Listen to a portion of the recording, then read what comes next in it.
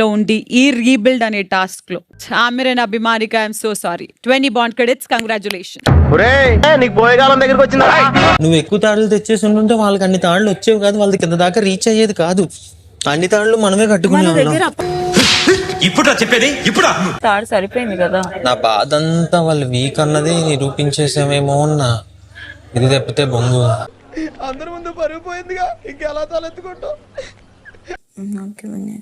ఇప్పుడు ఇచ్చింది ఎక్స్క్యూజే నువ్వు.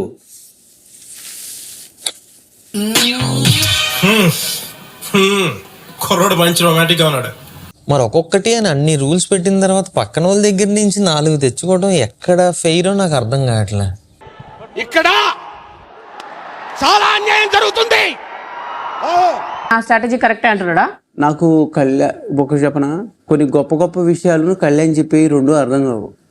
మహానుభావులు మాట్లాడే మాటలు అస్సలు అర్థం చేసుకోలేము. సోనియా ఇంత దారుణంగా చూడలేకపోతున్నా. నిన్న ఓడిపోయిన దానికన్నా నీ మొహం ఎలా ఉంటేనే చాలా హట్టింగ్ గా అనిపిస్తున్నావు. అదే లైఫ్, మనం మూవ్ ఆన్ అయిపోయి ముందుకెళ్ళిపోవాలి తప్ప ములుగుతూ కూర్చోకూడదు. కప్పు గురించి ఆలోచించారా? వెళ్ళాడు ఆ స్క్రిప్ట్ లో. ఆ కప్పు గురించి ఎందుకు నీ పని చేసుకో చెప్తుంది కదా.